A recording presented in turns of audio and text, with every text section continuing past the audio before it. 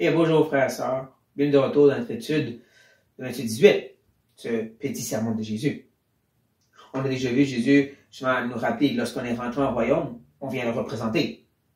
Et faire attention parce que le monde, qui n'aime pas la représentation de Jésus, va tout faire pour nous ramener dans le péché avec eux. Ensuite, il a parlé justement de le fait qu'il faut se garder de mépriser ces tout petits qui croient en lui. Parce que les anges voient ce qui se passe et le partagent au Père. Parce que le Fils est venu lui-même chercher ses brebis égarées. Parce qu'ultimement, le Père ne veut pas qu'il soit de nouveau égaré. De là encore l'idée que ces plus petits qui sont méprisables, c'est ceux qui ont des misères et qui sont retombés dans ces scandales d'autrefois. C'est cette note que le Père ne veut pas qu'il retombe qu'on arrive à cette section bien connue. Et je dirais même des fois un peu mal compris. Je vais résister et lutter avec la façon traditionnelle de comprendre ce passage. Souvent, on l'applique à la discipline dans l'Église. Quand est-ce qu'on peut excommunier quelqu'un, les retrancher? Je ne crois pas que c'est ça le but du passage. J'espère vous montrer ceci. Après avoir lu plusieurs commentaires et passé quelques heures quand même à l'étudier, et depuis des années même, j'arrive à une conclusion que c'était pas aussi clairement et précis. Je vais vous montrer ce que je veux dire. On commence avec Jésus qui mentionne: si ton frère a péché, va et reprends-le entre toi et lui seul. S'il t'écoute, tu as gagné ton frère. Tout cela partant, on a un problème. Parce que certains manuscrits, et donc certaines traductions, ont marqué: si ton frère a péché contre toi. Ces petits ajouts changent la compréhension du texte. C'est débattable et je ne suis pas un expert pour savoir lequel des deux est préférable. Ce que j'ai, c'est que quand je regarde le contexte proche et le contexte large, ce petit ajout, si ton frère a péché contre toi, fait plus de sens. La façon que Jésus va s'exprimer au fur et à mesure, c'est vrai que c'est de personnel, on dirait, entre toi et cette personne. Donc, ça semble vraiment parler d'une chicane plus entre deux personnes. Dans le contexte plus large, tout après, Pierre va parler de combien de fois je dois pardonner mon frère s'il pêche contre moi. Il semble que lui l'a compris de cette façon. C'était pas juste le péché en soi, le péché contre moi. Et même avant, on a vu cette idée justement que cette personne qui a la misère dans ses combats, qui semble chuter et pécher, faut pas le mépriser. Mais trop souvent, on tombe dans le piège de justement être à la recherche des péchés dans la vie des gens. Le pire même possible de te sauter et de dire: ah, t'as péché, je te reprends, comme ça dit ici. J'ai souvent entendu des gens me dire: ah, fin Matthieu 18, c'est.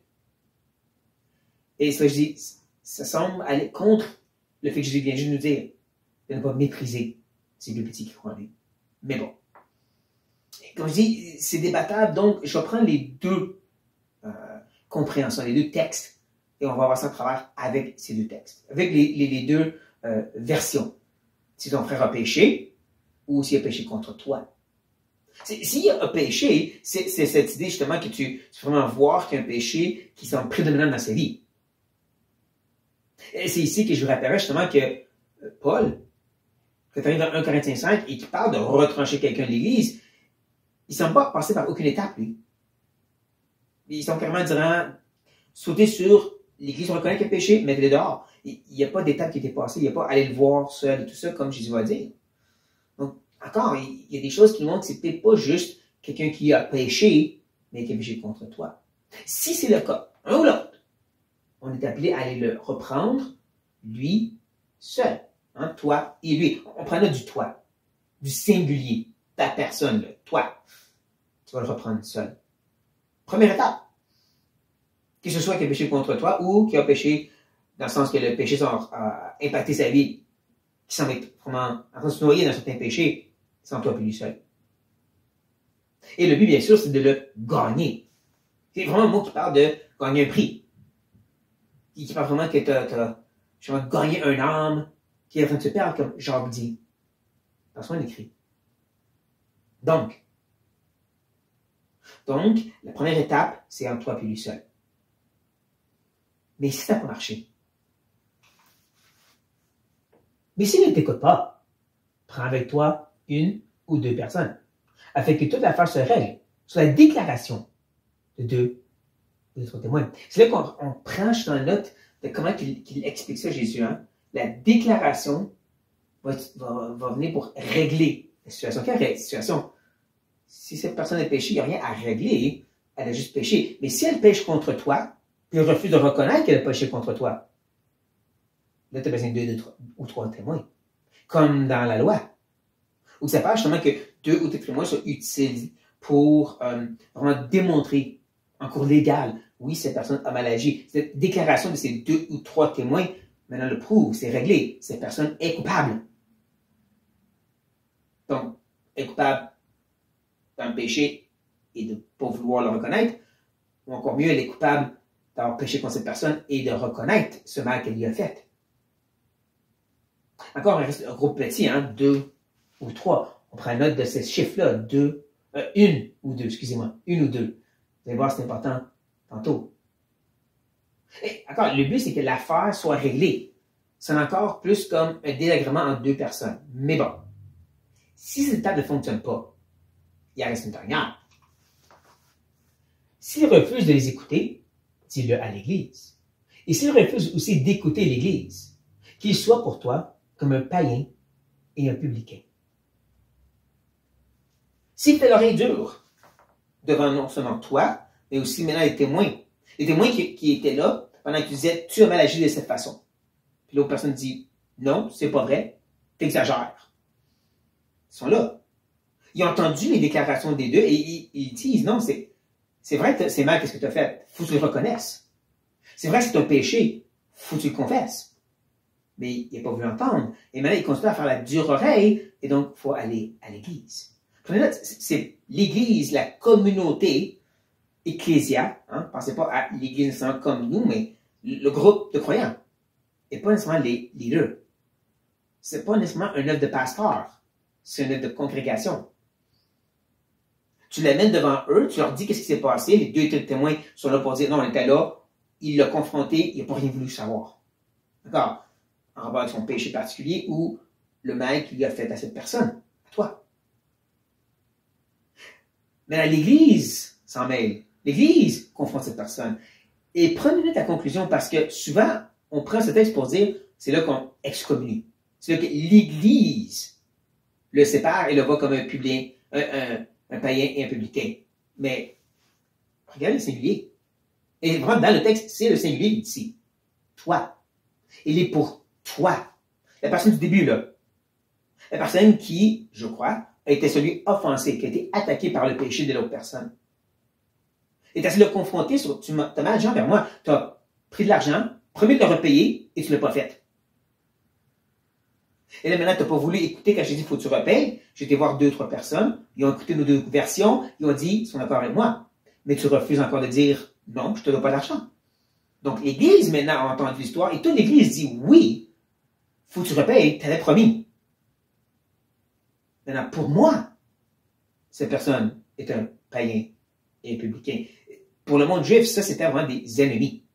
Des gens que tu retranches, tu projettes. Mais attends, pour moi, il n'utilise pas le pluriel ici. Pour vous, il est spécifique. Depuis le début, c'est vraiment cette relation entre moi et cette personne qui a, entre péché généralement, ou comme je crois plus, péché contre moi.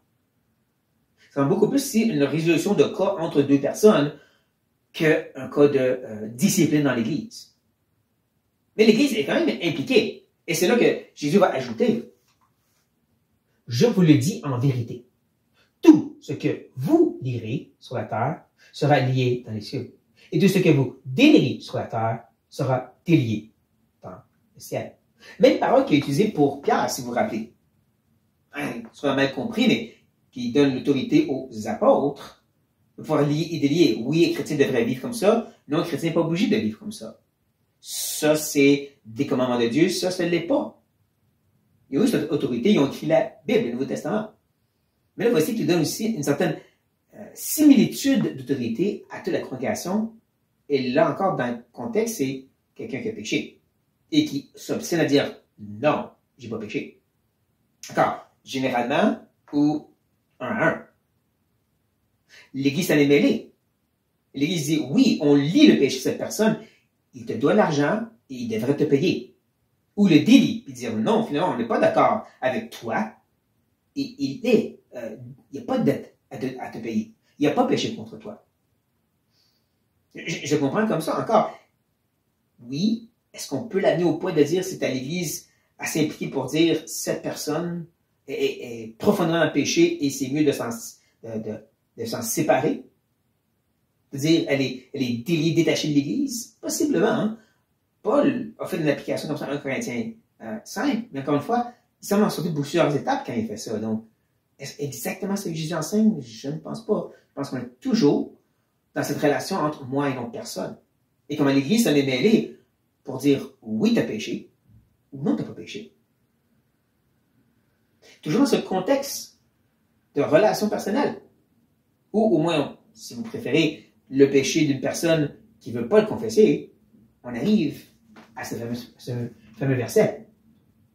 Je vous dis encore que si deux d'entre vous s'accordent sur la terre pour demander une chose quelconque, elle lui sera accordée par mon Père qui est dans les cieux. Et voilà, un chèque en blanc demande n'importe quoi, je t'assurer d'avoir un autre frère avec toi.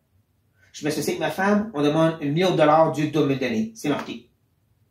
Non, il y a un contexte. Il y a un contexte, c'est encore une fois la personne qui a péché contre moi, qui veut s'obstiner à dire non, j'ai pas péché, même devant toute l'Église. Et là, on est appelé, Jésus amène la prière aussi. Et donc, on se demande, la vraie question, c'est, OK, c'est qui ces deux personnes qui prient? Deux possibilités. Entre, c'est parmi ceux qui ont entendu l'histoire, qui on se met ensemble pour prier, mais prier pourquoi? Pour que cette personne se repente. On prie ensemble pour que cette personne se repente. Le problème avec ça, c'est que ça dit, bien clairement, ça va toujours être répondu. Est-ce que toutes les personnes pour qui on prie, qui se repentent de leurs péchés, qui reviennent au Seigneur, ça l'arrive? Je suis chrétien depuis 30 ans, c'est pas toujours le cas. Donc, l'autre possibilité, ces deux personnes, c'est moi et la personne qui a péché contre moi, qui a reconnu son tort et qui maintenant on prie pour qu'il soit restauré, pour que l'Église puisse l'embrasser à nouveau et le pardonner. Je saute de 1 Corinthiens 5 maintenant à 2 Corinthiens 2. Où est-ce que je crois que Paul parle de cette personne qui a péché mais qui s'est repenti. Et qui dit à l'Église, maintenant vous devez le ramener. Le restaurer de peur que Satan prenne dessus sur lui. Je pense que c'est ça plus l'idée. Encore, peut-être que ça va contre nos façons traditionnelles de l'approcher, mais je suis le contexte, je suis la fluidité, c'est ça que je vois. Que Paul est en train de dire justement que si je prie avec cette personne, hein, cette deuxième personne, ça, deux personnes, c'est vraiment particulier le chiffre qu'il utilise, qui, je crois, est cette personne repentante, et bien on est en train de prier ensemble qu'il soit restauré, ça c'est certain, ça va toujours être le cas. Il y a une certitude de, lorsque cette personne est confessante et repentante, il y a toujours une restauration dans la relation avec l'Église et Dieu. Plus que si je prie pour la repentance. Mais bon. Ce que nous savons, c'est que c'est quand même un contexte où le péché a pris le dessus sur la personne. Donc, c'est dur de l'appliquer à n'importe quoi d'autre. Ou à n'importe quoi en général. C'est un contexte que le péché a pris le dessus sur quelqu'un, puis on veut sa repentance. On veut sa restauration. Et là, finalement, Jésus nous donne une belle petite note positive pour compléter cette conversation de la communauté chrétienne. Il dit ceci. Car, manquez pas, Dieu va répondre parce que là où deux ou trois sont assemblés en mon nom, je suis au milieu d'eux. En son nom, en tant que chrétien, enfant de Dieu en Christ. Parce que deux et trois, maintenant, c'est plus juste une ou deux. Depuis tantôt, on avait juste une ou deux personnes. Là, deux, trois, là, la communauté est mise devant nous. Il est parmi la communauté. Il agit parmi la communauté pour, encore une fois, dans le contexte, restaurer ceux qui sont endurcis dans leur péché. Encore ici, je dis, ça peut être le péché en général, mais je crois que c'est plus l'idée d'un péché contre une personne. Je suis au milieu de vous. Je suis là pour avoir une unité, pour vous restaurer. C'est un bon rappel pour nous. Tu dis, tu aimes le Seigneur. On dit tout, tu as péché pour cette personne. Par amour pour le Seigneur, repens-toi. Sois restauré dans cette communauté. Parce que tu vas être de nouveau dans ces deux qui deviennent maintenant trois de communauté. Voici ce que je crois être l'application, une explication plus probable de qu'est-ce que Jésus est en train de dire ici quand je suis la fluidité du texte. Ça te rappelle, en tant que communauté, on veut lutter contre le péché. On veut aider les relations à être restaurées, comme Paul fait avec les Philippiens, dans Philippiens chapitre 4, où est-ce qu'il parle de la restauration de deux sœurs qui étaient en chicane et demande à l'Église de s'impliquer pour restaurer la relation. Ce qu'on nous rappelle, c'est une affaire de communauté et c'est ce que Jésus lui-même veut. Il est là au milieu pour que ça arrive. Je sais que c'est beaucoup plus un rappel ici sur l'appel à avoir cette unité qui honore Christ, qui honore le Père, le Fils, le Saint-Esprit qui est un, qui cherche à restaurer et à pardonner et à se repentir du péché. Beaucoup plus que c'est un appel à comment faire la discipline dans l'Église par 3 étapes.